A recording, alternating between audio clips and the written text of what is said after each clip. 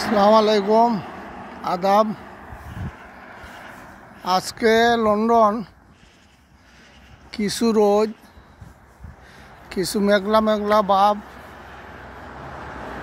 কিছু ঠান্ডা। ও মিডল ইস্টে একটা প্রবাদ আছে, তাদের গাড়ি আর নারী।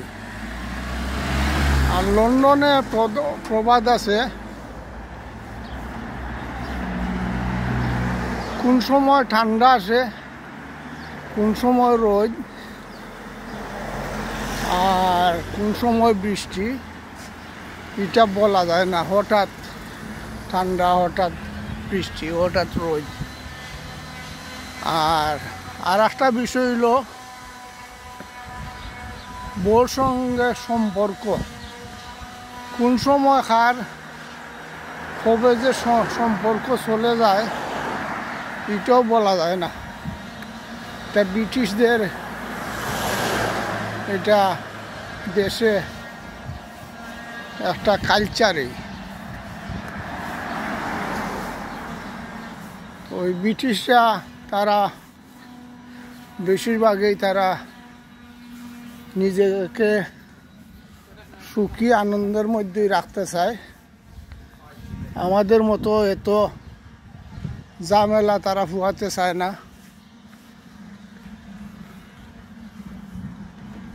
তারা বেশিরভাগই নিজে কর্ম করে, নিজের জীবনযাপন নিয়ে তারা চিন্তা করে, সুখী এবং আনন্দে সময় কাটাইতে চায়।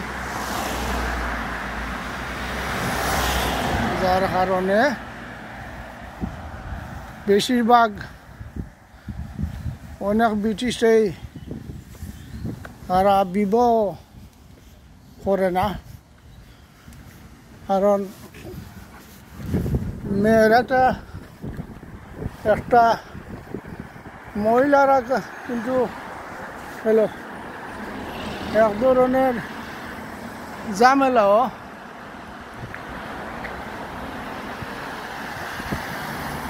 যাই হোক, আজকে আপনাদেরকে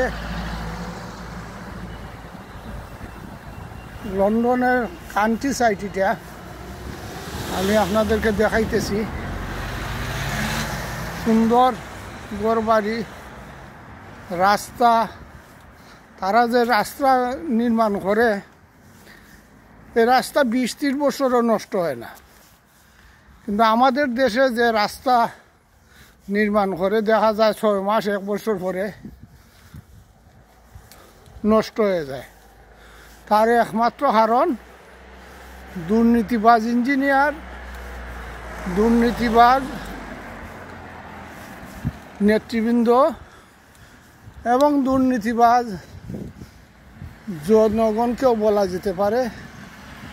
কারণ দুর্নীতি করাটা যেমন আমাদের দেশের মানুষের একটা চারিত্রিক অভ্যাসই, দুর্নীতি করতে হবে। আর দেখেন এই রাস্তা, কোনো বাঙ্গা নাই, কিছু নাই, মেরামত নাই। যা 20-30 বছর 40 বছর বা আরও বেশি এই রাস্তার একটা গ্যারান্টি থাকে। কোথাও মাঝে মধ্যে কিছু মেরামত করে, কিন্তু আমাদের দেশে তো রাস্তাই থাকে না। রাস্তাগুলা 1 বছরের বেশি যায় না, নষ্ট হয়ে যায়। তারপর জনগণ চিল্লায় ভাঙ্গা রাস্তা, গাড়ি চলে না, ব্রিজ ভাঙ্গা। এইসব একমাত্র দুর্নীতি।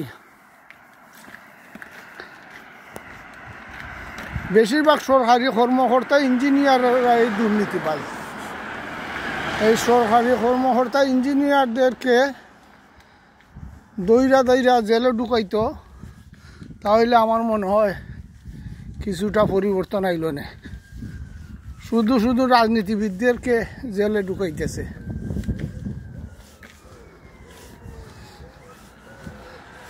দেখেন প্রত্যেকটা বাসার সামনে সুন্দর সুন্দর ফুলের গাছ আছে, গাড়ি বাসার সামনে পার্ক করা,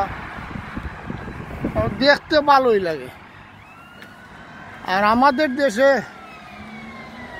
যে টাউনগুলোতে এলোমেলো গাড়ি, গুলমাল, ঠেলাঠেলি, এই অ্যাম্বুলেন্স যাইতেছে। আমাদের দেশে একটা অ্যাম্বুলেন্স আনতে হইলে টাকা লাগে, সরকারি অ্যাম্বুলেন্স হইলেও টাকা দেওয়া লাগে। ওই এই 95% মুসলমানের দেশ, কবে সঠিক মুসলমান হবে একমাত্র আল্লাহই জানেন। বাংলাদেশের মতো মুসলমানের জনগোষ্ঠী তাইকা এই খ্রিস্টান দেশের মানুষগুলার এই আদর্শ চরিত্র এবং